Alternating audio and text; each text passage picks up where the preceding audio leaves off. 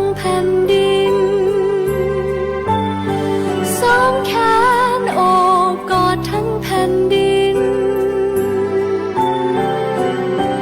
ด้วยกายและใจที่ทุ่มเทและด้วยรักแม่คือผู้หญิงของแผ่นดินไหลรินไม่เคยขาดสาย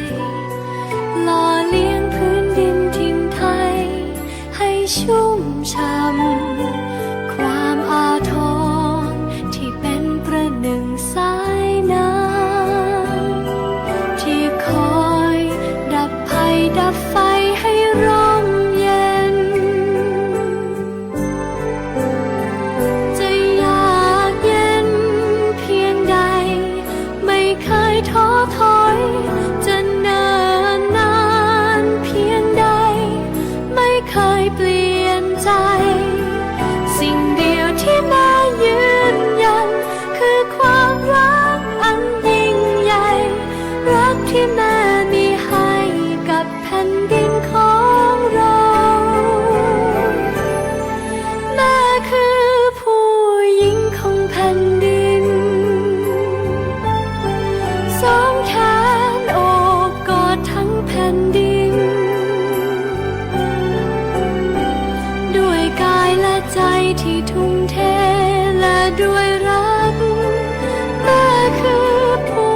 หญิงของแผ่นดินสองแข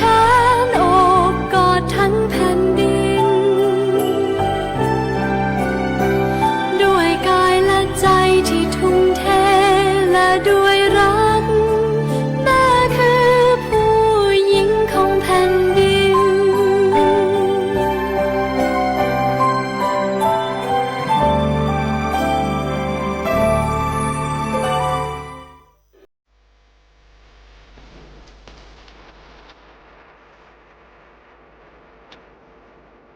เกาะติดข่าวสารทันเหตุการณ์ในพื้นที่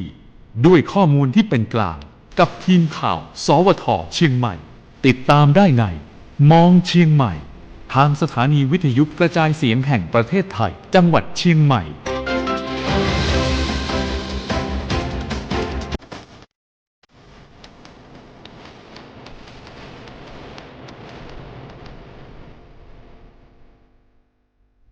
สวัสดีค่ะต้อนรับคุณผู้ฟังเข้าสู่รายการมองเชียงใหม่กับทีมข่าวสวทเชียงใหม่ค่ะมองเชียงใหม่เพราะเชียงใหม่มีเรื่องให้มองมากกว่าที่คิดรวมจากประเด็นร้อนฟังเรื่องราวใกล้ตัวกับพวกเราทีมข่าวสวทเชียงใหม่ในรายการนี้ค่ะมองเชียงใหม่เจอกันเป็นประจำในทุกวันจันทร์ยาวไปจนถึงวันพฤหัสบดีค่ะคุณผู้ฟังก็หลากหลายเรื่องราวข่าวสารนำมาฝากกันเจอกันแบบนี้เลยหลังเคารพธงชาติค่ะคุณผู้ฟังกับพวกเราทีมข่าวสวทเชียงใหม่ค่ะทักทายคุณผู้ฟังที่ติดตามพวกเราผ่านทางคลื่น FM 93.25 เมกะเฮิรตซ์แห่งนี้ของกรมประชาสัมพันธ์คุณผู้ฟังที่ติดตามพวกเราผ่านทางแฟนเพจ Facebook สวทเชียงใหม่ PRD และคุณผู้ฟังที่ติดตามพวกเราผ่านทางคลื่น FM 98 เมกะเฮิรตซ์ของกรมประชาสัมพันธ์กันด้วยค่ะทักทายทุกๆช่องทางกับเช้าวันอังคารที่สดใสค่ะคุณผู้ฟังวันนี้กลับมาแล้วทีมข่าวสวทเชียงใหม่หนึ่งหนุ่มหนึ่งสาวดิฉันพิมลกันเดชะชัยค่ะผมคมสันต์คำวงครับที่ไหนฝนตกบ้างครับเมื่อวานนะครับเห็น2 วันก่อนก็มีทางโซนใต้เนาะสั่งโซนอมก๋อยนะครับแล้วก็ค่ำคืนที่ผ่านมาหลายๆที่น่าจะมีฝนตกนะครับไม่ริมก็ตกนะครับช่วงประมาณสัก5 ทุ่มกว่าๆนะฮะบ้านดิฉันตกสักเที่ยงคืนกว่าๆแต่แบบตกแบบเปาะแปะครับตกไม่เยอะนะครับตกไม่เยอะแต่ว่าแต่ก็ทำให้อากาศเย็นลงแล้วก็เรื่องของอุณหภูมิเนาะอุณหภูมิแล้วก็ควันนะหมอกควันไฟป่านะครับเช้านี้ก็ทำให้จุดติดตามมาหลายๆวันเนี่ยทำให้ ฝนตกเนี่ยทำให้หลายๆพื้นที่เนี่ยจุดความร้อนลดลงนะครับแล้วก็ เช้านี้ยิ้มได้อะ เมื่อวานเห็นหลายๆที่นะครับเอารูปนะดอยสุเทพนะที่ทางด้านฝนหลวงเขาขึ้นบินปฏิบัติการนะครับเรื่องของการระบายฝุ่นนะหลายๆพื้นที่เห็นเอารูปมาอวดกันบอกว่ามองเห็นเมฆแล้วมองเห็นดอยสุเทพแล้วนะครับเมื่อวานนี้นะฮะอันนี้ก็ถือเป็นเรื่องที่ดีนะครับซึ่งอาจจะไม่ได้ช่วยทั้งหมดนะครับแต่ว่าก็เป็นการก่อเมฆเนาะเลี้ยงเมฆนะครับในพื้นที่ของเชียงใหม่แล้วก็พื้นที่ภาคเหนือนะครับไม่ใช่เฉพาะเชียงใหม่นะพื้นที่ภาคเหนือทั้งหมดนะครับก็ถือว่าเขาก็ขึ้นไปทำหน้าที่ของกรมฝนหลวงและการบินเกษตรคุณในเรื่องของการดัดแปลสภาพอากาศบางจุดเห็นผลบางจุดก็ยังไม่เห็นผลซึ่งเราต้องยอมรับสิ่งหนึ่งว่าท้องฟ้ากว้างไกลค่ะ จุดเริ่มต้นและจุดสิ้นสุดของท้องฟ้าเราไม่รู้ว่าอยู่ที่ไหนแต่การที่เราจะไปเจาะเมฆให้เป็นก้นหอยเพื่อระบายอากาศขึ้นไปนั้นก็ส่งผลให้พื้นที่ที่ไปเจาะเนี่ยมีค่าฝุ่นละอองลดลงนะคะแต่ว่าก็อย่างที่บอกค่ะเราอยู่ใต้ท้องฟ้าเดียวกันบางพื้นที่อาจจะไม่รู้สึกว่าการขึ้นไปปฏิบัติการนั้นได้รับผลกระทบที่ดีขึ้นแต่ว่าในบางพื้นที่เองเนี่ยเขาก็จะได้รับผลกระทบคุณคือได้รับผลของการขึ้นไปบินนอกจากเขาจะขึ้นไปดัดแปลสภาพอากาศแล้วนะคะเขายังขึ้นไปในเรื่องของการยับยั้งพายุลูกเห็บด้วยซึ่งถ้าเขาไม่ขึ้นนะคะพายุลูกเห็บที่เราเจอกันอาจจะแรงแล้วก็หนักกว่านี้เขาไปยิงสลายสกัดเท่าที่จะสามารถทำได้เป็นความร่วมมือระหว่างกรมฝนหลวงและการบินเกษตรกับกองทัพอากาศคนนะก็ดิฉันว่าหลายที่ยิ้มได้ถือว่ามีฝนนะที่ไหนมีฝนตกบ้างครับนะฮะบอกเราหน่อยนะฮะหลายที่อาจจะมีฝนตกนะอย่างวันนี้ก็ไปดูเดี๋ยวให้พี่เล่าเรื่องกัน ไปดูเรื่องของฝนแล้วก็รู้สึกสบายตาขึ้นเยอะเมื่อวานก็มีแบบนี้นะแต่ไม่เยอะเท่านี้คุณถือว่าสบายตามากกว่านี้ดิฉันน่ะแต่ก็อาจจะมาดึกๆในพี่ก็จะมาดึกๆนะฮะไหนคุณก็พูดถึงเรื่องฝนแล้วมาดูเรื่องของการพยากรณ์อากาศในช่วง24ชั่วโมงนี้กันก่อนคุณผู้ฟังเราอาจจะยิ้มได้ในระยะนี้นะคะเรื่องของฟ้าเรื่องของฝนต้อนรับในช่วงของเทศกาลสงกรานต์เพราะว่าจริงๆแล้วเนี่ยมีการคาดการณ์ของกรมอุตุนิยมวิทยาหรือว่าศูนย์อุตุนิยมวิทยาบ้านเรานี่แหละบอกว่าเราเนี่ยจะไม่มีฝนยาวไปจนถึงช่วงปลายเดือนเมษาเลยแต่ว่าก็มีมาแล้วนะครับซึ่งก็ไม่รู้แหละฉันถือว่ามีฝนแล้วล่ะ นะคะในช่วงนี้สภาวะอากาศทั่วไปค่ะคุณผู้ฟังภาคเหนือของเรามีอากาศร้อนโดยทั่วไปกับมีฟ้าหลัวในตอนกลางวันแล้วก็มีอากาศร้อนจัดบางพื้นที่ด้วยเนื่องจากมีความกดอากาศต่ำจากความร้อนปกคลุมประเทศไทยตอนบนในขณะที่ลมใต้แล้วก็ลมตะวันตกเฉียงใต้กำลังอ่อนเนี่ยพัดปกคลุมทำให้มีฝนฟ้าคะนองเล็กน้อยบางแห่งขอให้ประชาชนดูแลรักษาสุขภาพเนื่องจากสภาพอากาศที่ร้อนถึงร้อนจัดโดยหลีกเลี่ยงการทำงานหรือการประกอบกิจกรรมในที่โล่งแจ้งเป็นระยะเวลานานรวมทั้งระวังอันตรายจากฝนฟ้าคะนองที่อาจเกิดขึ้นได้บางพื้นที่ไว้ด้วยค่ะแล้วก็ในระยะนี้ภาคเหนือของเรามีการสะสมของฝุ่นละอองหรือหมอกควันอยู่ในเกณฑ์เกินมาตรฐานนะคะเนื่องจากความหนาแน่นของความจุขออภัยค่ะเนื่องจากความหนาแน่นของจุดความร้อนบริเวณภาคเหนือและบริเวณใกล้เคียงค่ะมีน้ำหนักมากกว่าความสามารถของการระบายอากาศนะคะก็คือนั่นก็คือเรื่องของความหนาแน่นของหมอกควันค่ะการระบายอากาศได้น้อยนั่นเองควรหลีกเลี่ยงการอยู่ในที่โล่งแล้วก็ควรสวมหน้ากาก N95 เพื่อความปลอดภัยเมื่ออยู่นอกอาคารนะคะบ้านเราวันนี้ค่ะเชียงใหม่อากาศร้อนกับมีฟ้าหลัวในตอนกลางวันค่ะโดยมีฝนฟ้าคะนองเล็กน้อยกับลมกระโชกแรงบางแห่งอุณหภูมิต่ำสุดวันนี้25องศาเซลเซียสค่ะสูงสุดอยู่ที่38องศาเซลเซียสเป็นหน้าร้อนที่หันไปมองกราฟิก เรื่องของการคาดหมายปริมาณฝนสะสมในพื้นที่จังหวัดเชียงใหม่แล้วยิ้มได้วันนี้มีการคาดหมายปริมาณฝนสะสมในช่วง24ชั่วโมงนี้หลายพื้นที่เลยค่ะที่จะมีฝนเล็กน้อยนะนั่นก็คืออำเภออมก๋อยค่ะดอยเต่าฮอดจอมทองแม่แจ่มกัลยาณิวัฒนาสำเมิงแม่ริมแม่แตงพร้าวเชียงดาวเวียงแหงชัยปราการฝางและอำเภอแม่อายค่ะนี่คือพื้นที่ทั้งหมดที่มีการคาดหมายเรื่องของฝนเล็กน้อยปริมาณฝนมีเล็กน้อยค่ะส่วนบ้านเราป๊อกตรงกลางค่ะคุณผู้ฟังต้องเรียกป๊อกค่ะป๊อกตรงกลางไม่เข้าพวกไม่เข้าเพื่อนไม่มีฝนสำหรับวันนี้นั่นก็คือดอยหล่อแม่วางสันป่าตองสันกำแพงสารพีห้างดงอำเภอเมืองเชียงใหม่สันทรายดอยสะเก็ดและแม่อ่อนค่ะนี่คือไม่เข้าพวกไม่เข้าพวกนะมีไม่เข้าพวกไม่มีฝนนะครับไม่มีฝนก็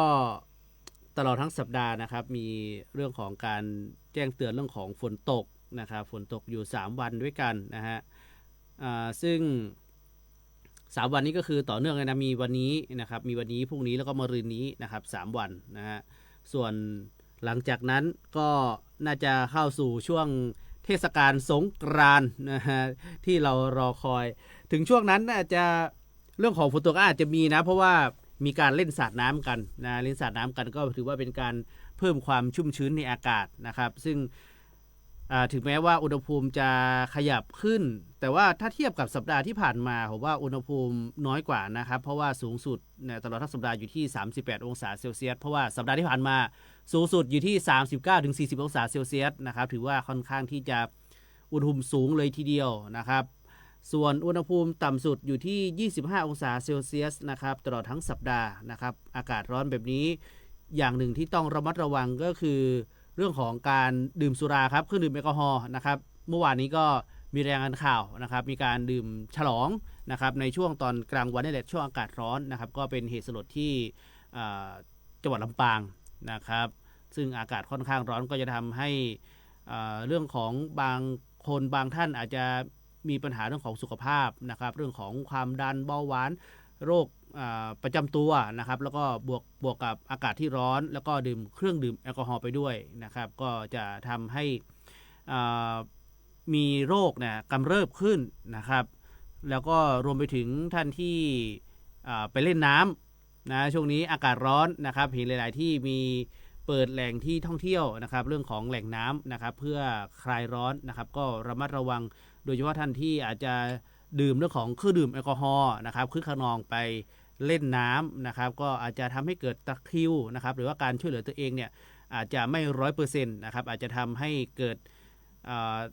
จมน้ำได้นะครับรวมไปถึงช่วงนี้ปิดเทอมด้วยเด็กๆนะเป็นห่วงเด็กๆนี่แหละนะฮะเรื่องของเล่นน้ำคลายร้อนนะครับฝากพ่อแม่ผู้ปกครองก็ย้ำเตือนบุตรหลานนะครับดูแลเด็กอย่าให้คลาดสายตานะสำหรับท่านใดที่อาจจะดูแลบุตรหลานที่อยู่ที่บ้านนะครับเพราะแค่เสี้ยววินาทีนะพี่เอ๋เรื่องของเด็กจมน้ำนะครับก็ไม่อยากให้ช่วงเทศกาลสงกรานต์หรือเทศกาลปีใหม่เนี่ยเกิดเหตุหรือว่าเกิดเรื่องเศร้าขึ้นนะครับอันนี้ฝากย้ำเตือนนะครับค่ะไปดูเรื่องของคุณภาพอากาศหลังจากที่มีฝนตกในพื้นที่แต่ก็ต้องบอกก่อนว่าเปาะแปะนะคะหรือใครอาจจะเรียกปริบปลอยก็ได้ทั้งหมดแหละเพราะว่าตกมานิดหน่อยเท่านั้นเองก็ยังคงทำให้สภาพอากาศของเราวันนี้เนี่ยอยู่ในระดับ2สีแดงกับสีส้มนะคะช่วงสัปดาห์ก่อนเนี่ยเห็นสีแดงทั้งผืนเลยนะคะสตรอเบอรี่สดแจ่มมากนะคะวันนี้เนี่ยมีสีส้มแซมบ้างทั้งในพื้นที่ตอนบนแล้วก็ตอนล่างสำหรับภาคเหนือเราแต่ว่ายังคงคุมโทนด้วยสีส้มและสีแดงนั่นก็คือค่าคุณภาพอากาศอยู่ในระดับเริ่มมีผลกระทบต่อสุขภาพของประชาชนแล้วก็มีผลกระทบต่อสุขภาพของประชาชนค่ะวันนี้เชียงใหม่บ้านเราค่ะต้องบอกว่ามีสีส้มเพียงจุดเดียว ค่าคุณภาพอากาศที่อยู่ในระดับเริ่มมีผลกระทบจุดเดียวของจังหวัดเชียงใหม่อยู่ที่ตำบลศรีภูมิอำเภอเมืองจังหวัดเชียงใหม่เป็นการตรวจวัดในช่วงเวลา 8 นาฬิกา AQI 175 PM 2.5 65.7 ไมโครกรัมต่อลูกบาศก์เมตรค่ะถือว่าอันนี้คืออากาศดีที่สุดในพื้นจุดที่อากาศดีที่สุดในพื้นที่แต่ก็อยู่ในระดับสีส้มเริ่มมีผลกระทบนั่นก็คือออกนอกอาคารต้องสวมหน้ากากอนามัยที่ป้องกันฝุ่น PM 2.5 อยู่นะคะหลีกเลี่ยงการทำกิจกรรมหรือว่าการออกไปทำกิจกรรมกลางแจ้งเป็นระยะเวลานานสำหรับบุคคลปกติส่วนกลุ่มเสี่ยงอยากจะบอกว่างดเลยเป็นสิ่งที่ดีที่สุดค่ะสำหรับกลุ่มเสี่ยงทั้งหมดนะคะที่เหลือ5จุดสีแดงค่ะแต่จะไปดูแดงที่แดงมากที่สุดวันนี้กลับอยู่ที่ตำบลช่างเคิงอำเภอแม่แจ่มจังหวัดเชียงใหม่เคยอากาศดีสุดวันนี้ไม่ได้เชื่อว่าจะกลับไปที่โซนใต้นะครับใช่ค่ะวันนี้โซนใต้นะคะถือว่าคุณภาพอากาศสูงที่สุดหรือว่าแย่ที่สุดของเชียงใหม่อยู่ที่ตำบลช่างเคิงอำเภอแม่แจ่มจังหวัดเชียงใหม่นะคะคุณภาพอากาศมีผลกระทบต่อสุขภาพค่ะ AQI วันนี้ทะลุไปถึง300เลย315ค่ะ PM 2.5 ก็จะ200แล้วอีกนิดเดียวเอง189.8 ไมโครกรัมต่อลูกบาศก์เมตรค่ะจากช่างเครื่องแล้วนะคะคุณผู้ฟังก็มาที่เมืองนะค่ะเหนือใต้เลยคุณโซนเหนือโซนใต้เลยปิดหัวท้ายเลยนะฮะปิดหัวท้ายเลยตำบลเมืองน้ำอำเภอเชียงดาวจังหวัดเชียงใหม่ AQI 281ค่ะ PM 2.5 155.2 ไมโครกรัมต่อลูกบาศก์เมตรค่ะคุณผู้ฟังนะคะก็ถือว่าเยอะนะเป็นอีกหนึ่งพื้นที่ที่ถือว่าเยอะเลยทีเดียวค่ะจากเมืองนะค่ะคุณผู้ฟังก็ไปกันที่ตัวเมืองเลยคุณครับตำบลช้างเผือกอำเภอเมืองจังหวัดเชียงใหม่ AQI อยู่ที่220 PM 2.5 อยู่ที่ 94.9 ไมโครกรัมต่อลูกบาศก์เมตรนะคะแล้วก็อยู่ที่ตำบลหางดงอำเภอฮอดจังหวัดเชียงใหม่215สำหรับ AQI แล้วก็ PM 2.5 อยู่ที่ 89.1 ไมโครกรัมต่อลูกบาศก์เมตรปิดท้ายที่ตำบลสุเทพอำเภอเมืองจังหวัดเชียงใหม่ค่ะ AQI อยู่ที่209นะคะ PM 2.5 อยู่ที่ 83.0 ไมโครกรัมต่อลูกบาศก์เมตรคุณยังคงเป็นแดงแล้วก็เป็นส้มครับแดงซะส่วนใหญ่นะครับส้มก็ส้มแก่นะส้มแก่ๆเลยนะฮะก็ช่วงนี้ต้องใส่หน้ากากป้องกันฝุ่น PM 2.5 นะครับที่เวลาออกจากบ้านนะครับถึงแม้ว่าจะมีฝนตกนะครับแต่ไม่แจ่มก็ไม่น่าจะเนาะเพราะว่า2-3 วันก่อนก็เห็นว่าทางอมก๋อยทางโซนู้นนะครับมีฝนตกนะครับมารอลุ้นกันอีกสักวันหนึ่งวันนี้ก็ถ้าเทียบไปแล้วก็ถือว่าเชียงใหม่จะมีฝนเนี่ย 80% เลยแล้วกันของพื้นที่ทั้ง25อำเภอนะครับแล้วก็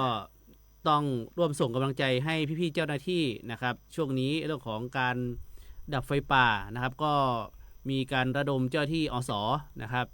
จากถือว่าถ้านับก็คือจากทั่วประเทศเลยแล้วกันนะครับที่ระดมกำลังเข้ามาช่วยเชียงใหม่นะครับกว่า700นายเลยนะฮะช่วงนี้ส่งกำลังใจนะครับแล้วก็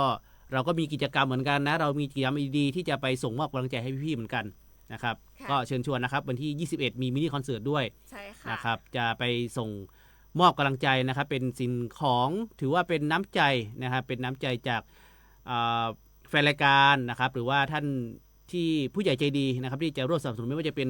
น้ำดื่มเครื่องดื่มชูกำลังนะครับอาหารแห้งนะครับรวมไปถึงน้ำเกลือนะครับแล้วก็ยารักษาโรคนะครับที่จะเอาไปสนับสนุนพี่ๆไฟป่ากันนะครับรอบนี้ไปโซนเหนือครับโดยสวท.เชียงใหม่นะครับก็สามารถร่วมสนับสนุนพี่ๆกันได้นะครับถ้าสะดวกก็มาที่สวท.เชียงใหม่นะครับเป็นจุดรวบรวมนะครับค่ะก็จริงๆแล้วเมื่อวานนี้แอบแบบว่าเมื่อวานนี้พี่เก่งมาจากรายการด้วยคุณครับดิฉันก็ขอให้พาพี่ๆศิลปินมาพูดคุยในรายการเราเชียงใหม่ครับ ฉันก็ขอในรายการเลยคุณ เห็นบอกพี่เก่งบอกว่ามีตอบรับมาแล้วหลายวงด้วยกัน ใช่ นะครับ ค่ะมีตอบรับมาแล้วหลายวงด้วยกันนะคะก็เป็นอีกหนึ่งกิจกรรมดีๆค่ะมาร่วมด้วยช่วยกันนะคะเจอกันได้ในวันที่ 21 เมษายน 2569 มินิคอนเสิร์ตค่ะ ครับก็ท่านใดว่างนะเรียนเชิญนะครับ ใช่ค่ะ ด้านหน้าสวทเชียงใหม่เราเลยนะ ใช่ ฮะ ค่ะ หรือว่าใครสนใจจะร่วมเดินทางไปกับเรานะคะ ครับ ก็ไปเจอกันได้เดี๋ยวยังไงเดี๋ยวเราจะระบุสถานที่ อืม แจ้งให้ทราบนะ ครั คะ บ แล้วก็เราจะมีไปจัดรายการมองเชียงใหม่นอกสถานที่ด้วยสำหรับในช่วงของวันที่เราเดินทางไปมอบสิ่งของนะคะคุณผู้ฟังฝากประกาศสักนิดนึงวันนี้วันที่ 7 แล้วเนาะ7 เมษายนค่ะเขามีการแจ้งปิดถนนท่าแพจนถึงวัดแสนฝางคุณก็คือจากตั้งแต่จากข่วงประตูท่าแพขยับมาทางเส้นสะพานนวคือย้อนสอนมาทางเส้นสะพานนวรัตน์ ครับ มาจนถึงแยกวัดแสนฝาง แยกที่เวลาถ้าเราเลี้ยวขวาจะเป็นถนนแปลกๆค่ะคุณดิฉันก็อ ถน ธิ นเล บาน ย ขวาก็เป็นปิดจุดเดิมที่ ค่ะ ที่เรามีจัดกิจกรรมทุกๆ ครั้ง ใช่ นะครับ ค่ะ ไม่ว่าจะเป็นช่วงที่ผ่านมาก็คือเรื่องของการประดับไฟนะซุ้มประดับไฟก็เป็นจุดเดิมส่วนเดิม ใช่ นะครับ ค่ะ คือเขาจะขอปิดช่วงวันที่ 7 ถึงวันที่ 9 ก็คือวันนี้ครับ นะคะ วันนี้วันพรุ่งนี้แล้วก็วันมะรืนนี้7 ถึง 9 เมษายน 2 ทุ่มค่ะจนถึงตี 4 นะคะ ก็ปิดช่วง ค่ะ อืม เขาจะติดตั้งระบบหัวพ่นน้ ครั ำ บ อุโมงค์สงกรานต์ค่ะ อืม อืม ก็เห็นเมื่อวานเห็นบอกว่ามีอะไรนะการไปติดตั้งถังน้ำถังบรรจุน้ำขนาดใหญ่นะครับโซนท่าแพก็เป็นจุดๆนะครับที่เตรียมไว้ให้นะครับสำหรับจัดกิจกรรมสงกรานต์ปีนี้นะครับ ปีนี้ถือว่าจัดใหญ่จัดเต็มนะครับทุกพื้นที่นะครับไม่ใช่เฉพาะตัวเมืองนะครับ แต่ละอำเภอเขามีการจัดกิจกรรมเหมือนกันนะครับ เรื่องของเทศกาลสงกรานต์หรือว่าป่าเวณีปีใหม่เมืองนะครับ หลายๆที่เริ่มแล้วพี่เอ๋มีกิจกรรมอะไรนะ แข่งลาบนะฮะ เห็นหลาย ๆ ที่มีกิจกรรมแข่งลาบกันแล้วลาบเมืองนะครับแล้วก็หลาย ๆ ที่เดี๋ยวก็จะมีการทำบุญตักบาตรนะครับ ซึ่งเชียงใหม่เอง ถ้าจะเริ่มตั้งแต่วันที่6ไหมฮะ6 ถึง 19 7 ถึง 19 7 ถึง 19 ก็คือเริ่มแต่วันนี้เป็นต้นไป ใช่ค่ะ นะครับ ก็จะเป็นกิจกรรมทำบุญนะครับ สายมูไม่ควรพลาด สายมันก็ไม่ควรพลาดเช่นกัน หมูและมันไปด้วยกัน อ่า ได้ ไปด้วยกันได้ นะะ ครับ นะคะสำหรับในช่วงของเทศกาลสงกรานต์แบบนี้ ทักทายคุณผู้ฟังสักนิดนึงค่ะ ในช่วงแรกของรายการค่ะคุณวารินทักทายมาสวัสดีมีความสุขค่ะ อากาศยังไม่ดีเลย ฝนยังไม่ตก ยังต้องดูแลรักษาสุขภาพกันนะคะก็สวัสดีทักทายยามเช้าค่ะ คุณวารินส่งสติกเกอร์รูปหัวใจมาเป็นกำลังใจให้เราด้วย คุณสิทธิชัยส่งสติกเกอร์รูปดอกไม้มาเป็นกำลังใจให้เรา คุณจัญญาทักทายมาสวัสดีเจ้า สวัสดีทักทายยามเช้าค่ะ เช่นเดียวกับคุณสุภชัย ทักทายเรามาสวัสดียามเช้าครับ สุขสันต์วันอังคารครับทีมข่าวสวทเชียงใหม่ครับ แล้วก็ส่งสติกเกอร์รูปหัวใจมาเป็นกำลังใจให้เรานะคะ แล้วก็คุณจัญญาค่ะ บอกว่าอากาศยังร้อน PM 2.5 สีแดงนะคะ ป่าตันเนี่ยอยู่ที่ 104 ไมโครกรัมต่อลูกบาศก์เมตรนะคะ คุณป้าพันนีแซวเราแล้ว ไปมาเปลี่ยนกันหายนอกเปลี่ยนกันไปฮันนีมูนเจ้าน่ะเมื่อวานพี่เก่งบอกคุณไปฮันนีมูน โดนแซวเมื่อวานฟังอยู่นะฮะ ไปฮันนีมูน คุณต่ายบอกว่าสวัสดีดีเจหนุ่มสาวทีมงานทุกท่านเจ้า คุณคมสารไปฮันนีมูนมากับเจ้า แต่ว่าหัน พี่เก่งยังไม่เก่ง มา แอบแซว แฟน ครับ เจ้าฝนยังบ่ตกฝนยังบ่ตกเจ้า อากาศขมุกขมัวเจ้าดูแลสุขภาพกันหันกรมฝนหลวงขึ้นทำฝนเทียม แต่แถวนี้บ่มีฝนเจ้าช่วยแชร์เจ้า ครับ อย่างที่บอกค่ะ กรมฝนหลวงและการบินเกษตรก็ขึ้นไปทำในหลายปฏิบัติการคุณก็ ทำต่อเนื่องแล้วนะพี่เอ๋ ใช่ เป็นอาทิตย์แล้วนะ ไม่ใช่ว่าเพิ่งมาทำนะครับ ก็คือปฏิบัติการดัดแปลสภาพอากาศด้วย ถ้าตรงไหนมีความชื้นสัมพัทธ์ที่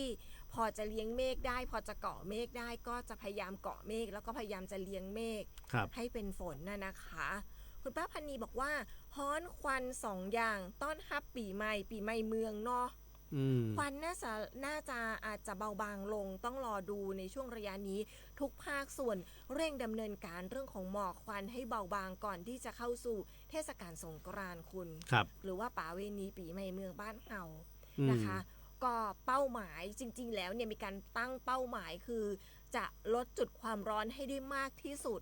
เป้าหมายสูงสุดคือให้เป็นศูนย์แต่จริงๆแล้วเนี่ยทุกคนก็ตั้งเป้าหมายเหมือนกันคือให้เห็นวัดพระธาตุดอยสุเทพราชวรวิหารค่ะคุณนะครับถือว่าเป็นหน้าต่างเป็นหน้าเป็นตาของเชียงใหม่แล้วกันเพราะว่าถ้าปกตินะครับถ้าขับรถมาจากลำพูนลำปางเนี่ยเข้ามาเชียงใหม่นะโซนเชียงใหม่ก็จะมองเห็นดอยสุเทพชัดเจนนะครับถือว่าเป็นการต้อนรับแขกบ้านแขกเมืองตอนนี้ต้องเร่งเขาเรียกว่าสร้างอากาศที่ดีนะครับแล้วอย่างที่พี่เอ๋บอกไปคือจุดความร้อนเนี่ยต้องลดลงนะครับอย่างวันนี้แอบไปดูก็จุดความร้อนก็ลดลงนะครับเหลือแค่17ใช่น้อยกว่าในรอบหลายๆวันที่ผ่านมาใช่ค่ะคุณสุภชัยส่งสติกเกอร์รูปดอกไม้มาเป็นกำลังใจให้เราคุณสมชายทักทายมาสวัสดีครับดีเจสาวสวยหนุ่มหล่อส่งสติกเกอร์รูปหัวใจมาเป็นกำลังใจให้เราค่ะคุณหนุ่มเมืองขอนนะคะบางตำแหน่งไม่สามารถWFH work from home ได้โดยเฉพาะผู้ดำเนินรายการดีเจต้องจัดรายการที่สถานีวิทยุมีสามารถทำงานได้ในทุกที่นะคะถูกต้องเลยครับค่ะ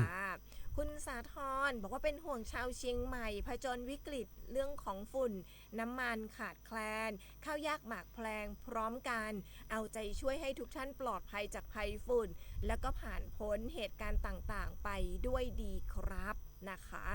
อันนี้ก็จากคุณอาจารย์นี้ก็จากคุณสาธรค่ะ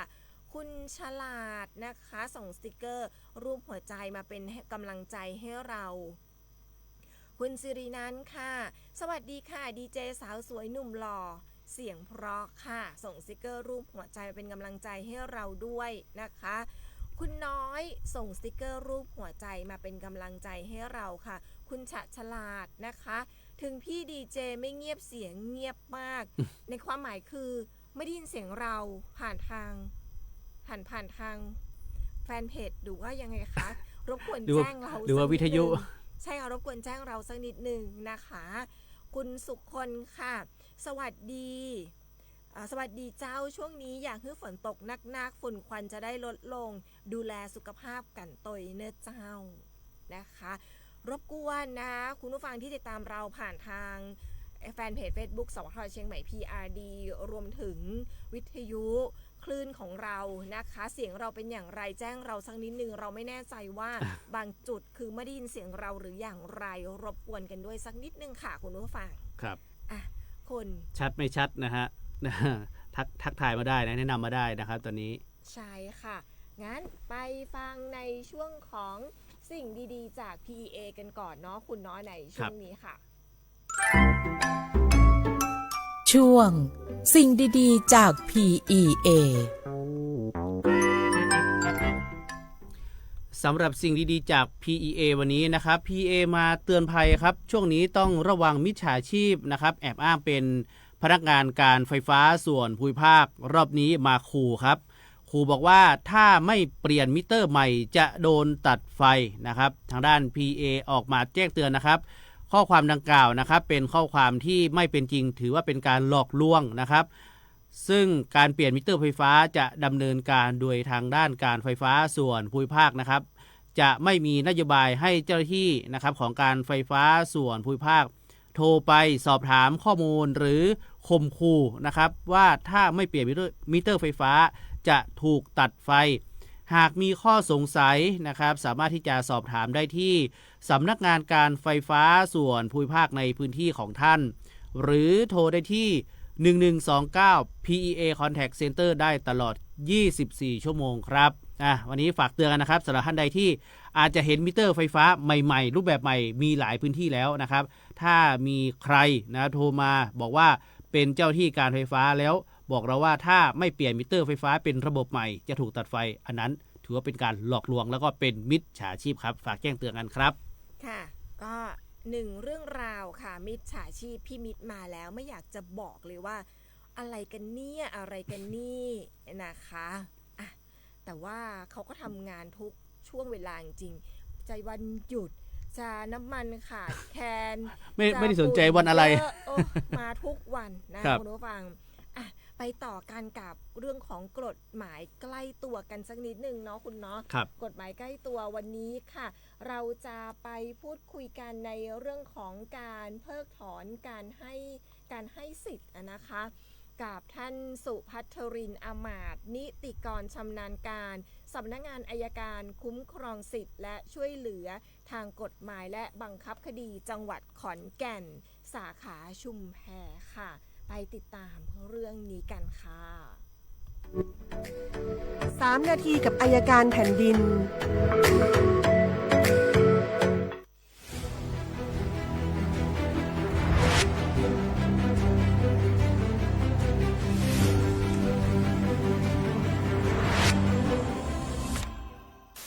สวัสดีค่ะ พบกับรายการ 3 นาทีกับอัยการแผ่นดิน วันนี้เราจะมาพูดในเรื่องการเพิกถอนการให้ค่ะ การให้เป็นสัญญาซึ่งบุคคลหนึ่งเรียกว่าผู้ให้โอนทรัพย์สินของตนให้โดยเสน่หาแก่อีกบุคคลหนึ่งเรียกว่าผู้รับ และผู้รับยอมจะรับทรัพย์สินนั้นนะคะ กรณีใดบ้างที่ผู้ให้ทรัพย์สินแก่ผู้รับไปแล้วจะเรียกคืนทรัพย์สินของตนได้ เรามาดูกันค่ะ ถ้ามีข้อเท็จจริงปรากฏว่าผู้รับประทุษร้ายผู้ให้อย่างเช่น ผู้รับทำร้ายร่างกายผู้ให้จนเป็นอันตรายสาหัส กรณีนี้ค่ะสามารถยกเป็นเหตุในการเพิกถอนการให้ได้ ข้อ 2 ค่ะ ผู้รับทำให้ผู้ให้เสียชื่อเสียงหรือถูกหมิ่นประมาทอย่างร้ายแรงอย่างเช่น การไปโพสต์ประจานผู้ให้โพสต์ด่าทำให้เขาเสียหาย ก็เป็นเหตุหนึ่งที่ยกอ้างได้ค่ะ ข้อ 3 ผู้รับบอกปัดไม่ยอมให้สิ่งของจำเป็นเลี้ยงชีพแก่ผู้ให้ในเวลาที่ผู้ให้ยากไร้และผู้รับสามารถให้ได้ในเวลานั้น อย่างกรณีที่พบกันได้บ่อยก็คือ แม่โอนที่ให้ลูกก่อนที่จะมีการโอนที่นั้นลูกเลี้ยงดูปูเสือแม่เป็นอย่างดี หลังจากที่ได้รับโอนที่จากแม่แล้วกลับกลายเป็นคนละคนไม่ดูแลไม่ส่งเงินให้ไม่มีการสอบถามใดๆทั้งสิ้นกรณีเช่นนี้ค่ะหากมีกรณีดังกล่าวเกิดขึ้นอย่างใดอย่างหนึ่งผู้ให้สามารถฟ้องขอให้เพิกถอนการให้ด้วยเหตุเนรคุณได้ตัวอย่างที่สำนักงานอัยการคุ้มครองสิทธิสาขาชุมแพได้มีโอกาสได้ไกล่เกลี่ยนะคะมีคุณแม่ท่านหนึ่งค่ะเข้ามาขอพบพนักงานอัยการมาแจ้งพนักงานอัยการว่าลูกไม่ส่งเสียเลี้ยงดูจากที่เคยส่งเงินให้ปัจจุบันก็ไม่ได้มีการส่งเงินให้แล้วพนักงานอัยการก็สอบถามและได้มีการประสานทางโทรศัพท์กับลูกของคุณแม่ท่านนี้ค่ะลูกก็ให้ข้อเท็จจริงว่าตนเองเป็นข้าราชการบำนาญก่อนที่จะเกษียณก็รายได้ก็ยังมีมากอยู่ยังสามารถส่งให้แม่ได้แต่ปัจจุบันรายได้มันหายไปครึ่งนึงประกอบกับตนเองนั้นป่วย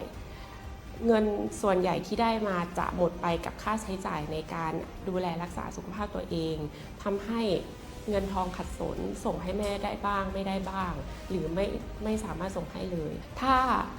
มีข้อเท็จจริงเพิ่มว่าแม่โอนที่ให้ลูกไปแปลงหนึ่งถ้าลูกไม่ส่งเสียแม่จะเอาที่คืนซึ่งลูกก็ได้ตอบแม่กลับไปว่าถ้าแม่จะเอาคืนก็ประสงค์จะโอนคืนให้ได้แต่ตอนนี้เดือดร้อนมากจริงๆค่ะพนักงานอัยการก็เลยให้ทั้งสองฝ่ายเคลียร์ใจกันว่าจะหาทางออกร่วมกันยังไงผ่านทางโทรศัพท์นะคะโดยที่พนักงานอัยการก็นั่งฟังด้วยท้ายที่สุดอะค่ะทั้งสองฝ่ายก็เคลียร์ใจกันทั้งเรื่องที่เกี่ยวกับที่ดินทั้งเรื่องที่เกี่ยวกับสภาพแวดล้อมอย่างอื่นท้ายที่สุดแล้วแม่ก็จะไม่เอาที่คืนลูกก็จะพยายามส่งเสียแม่เท่าที่ทำไหวแล้วก็ทั้งสองก็กลับมารักกันปรองดองกันเหมือนเดิมการไกล่เกลี่ยวันนั้นผ่านพ้นไปด้วยดีค่ะไม่มีการแตกหักระหว่างแม่กับลูกหมดเวลาแล้วสำหรับรายการ3นาทีกับอัยการแผ่นดินพบกันใหม่คราวหน้าค่ะ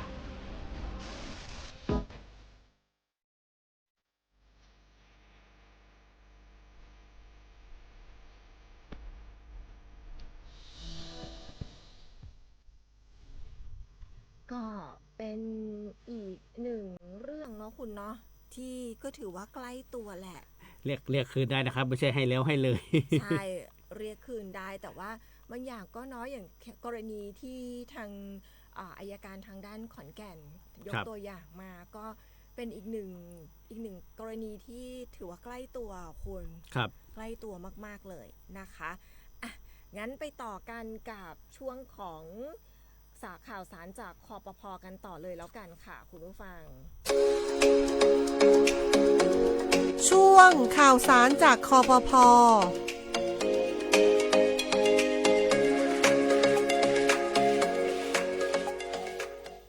ข่าวสารจากคปภ.วันนี้ค่ะคุณผู้ฟังวันนี้มีเรื่องของมาตรการนะคะเรื่องของการผลักดันการเตรียมความพร้อมใน3มิติหลักอย่างเป็นรูปธรรมมาต่อจากเมื่อวานนี้นะคะเมื่อวานนี้เนี่ยเราคุยกันในเบื้องต้นว่าทางด้านของคปภ.เนี่ยเขาผนึกกำลังภาคอุตสาหกรรมประกันภัยแล้วก็หน่วยงานที่เกี่ยวข้องในการขับเคลื่อนการส่งเสริมการประกันภัยในช่วงสงกรานต์ค่ะคุณนะคะภายใต้แนวคิดสงกรานต์สุขกายใจเดินทางปลอดภัยให้ประกันภัยร่วมดูแลค่ะวันนี้เนี่ยเรามาดูมิติแรกเนี่ยเขาเตรียมพร้อมที่จะผลักดันใน3มิตินะคะมิติแรกเนี่ยเขาเน้นความพร้อมด้านเรื่องของสุขภาพกายแล้วก็ใจค่ะชี้นะคะโรคไม่ติดต่อและอุบัติเหตุยังเป็นสาเหตุของการเสียชีวิตอันดับต้นๆของคนไทยค่ะพร้อมรณรงค์ให้ดูแลสุขภาพตามหลัก 5 อ พร้อมต่อยอดอที่ 6 ค่ะคุณอที่ 6 ก็คือ Insurance นั่นก็คือประกันภัย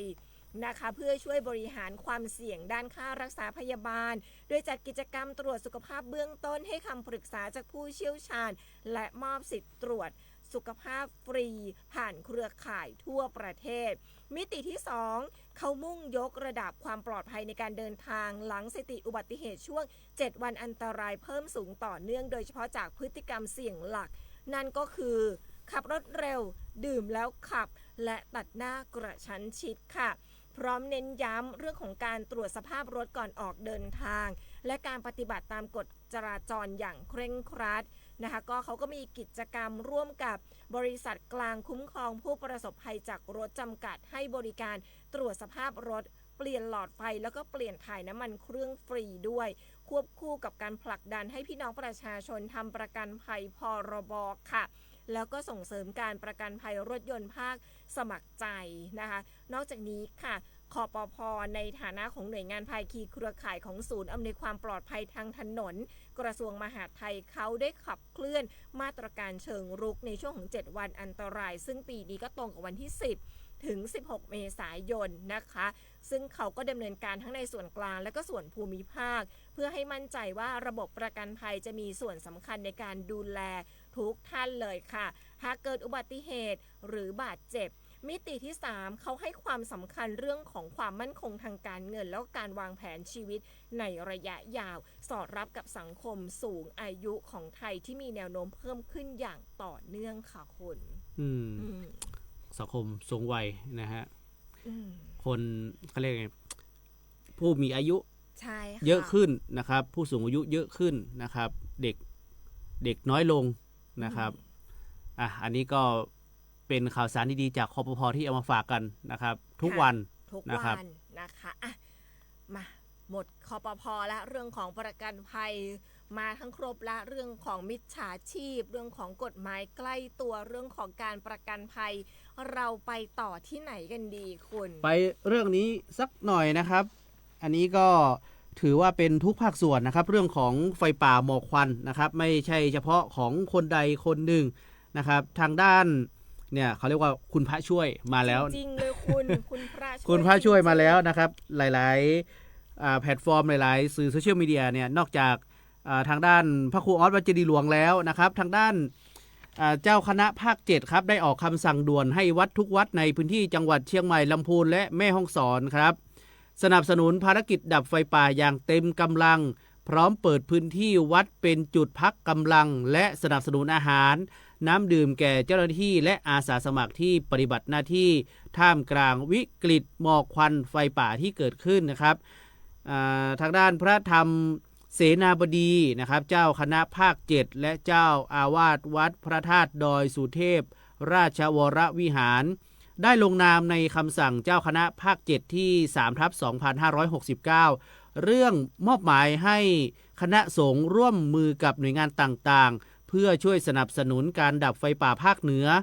ในการผลึกกำลังนะครับบวรนะครับบวรก็คือบ้านวัดและโรงเรียนนะครับสนับสนุนภารกิจดับไฟป่าโดยกำหนดแนวทางปฏิบัติให้คณะสงฆ์ในเขตปกครองภาค 7 ดำเนินการสนับสนุนการแก้ไขปัญหาไฟป่าใน 4 ด้านหลักซึ่งประกอบด้วยด้านที่ 1 ครับการสนับสนุนพื้นที่และกำลังบำรุงนะครับให้วัดทุกวัดประสานความร่วมมือกับหน่วยงานภาครัฐองค์กรปกครองส่วนท้องถิ่นและหน่วยงานป่าไม้โดยให้พิจารณาใช้พื้นที่วัดเป็นศูนย์พักพิงจุดพักกำลังหรือศูนย์ประสานงานดับไฟป่าตามความเหมาะสมพร้อมจัดเตรียมน้ำดื่มอาหารแห้งและสิ่งของจำเป็นเพื่อช่วยเหลือเจ้าหน้าที่และอาสาสมัครที่ปฏิบัติงานในพื้นที่2ก็คือด้านกำกับดูแลและรายงานผลมอบหมายให้พระสังฆาธิการทุกระดับกำกับดูแลวัดในพื้นที่ให้ความร่วมมือนะครับในการสนับสนุนภารกิจอย่างเต็มกำลังความสามารถพร้อมให้เจ้าคณะจังหวัดและเจ้าคณะอำเภอรายงานผลการดำเนินงานรวมถึงปัญหาอุปสรรคให้เจ้าคณะภาคทราบเพื่อพิจารณาให้ความช่วยเหลือต่อไปด้านต่อไปครับคือด้านการประชาสัมพันธ์และการปลุกจิตสำนึกให้คณะสงฆ์ทำหน้าที่สื่อสารให้ประชาชนตระหนักถึงโทษของไฟป่าและรณรงค์ให้งดการเผาในที่โล่งรวมถึงสนับสนุนภารกิจการจัดกิจกรรมจิตอาสาและร่วมเป็นกำลังใจให้แก่ผู้ปฏิบัติงานอย่างต่อเนื่องและบทบาทด้านการเผยแผ่พระธรรมสนับสนุนให้พระภิกษุสามเณรแสดงบทบาทในการปลูกจิตสำนึกในการอนุรักษ์ทรัพยากรธรรมชาติและการอยู่ร่วมกับสิ่งแวดล้อมอย่างสมดุลตามหลักพระธรรมวินัยและให้ปฏิบัติไปจนกว่าสถานการณ์ไฟป่าและหมอกควันในพื้นที่ภาคเหนือจะคลี่คลายนะครับอันนี้คุณพระช่วยนะครับรถพระธรรมมาช่วยแล้วนะครับคุณพระช่วยจริงๆเลยคุณครับจริงๆจังๆคุณคมสันคุณแม่หมู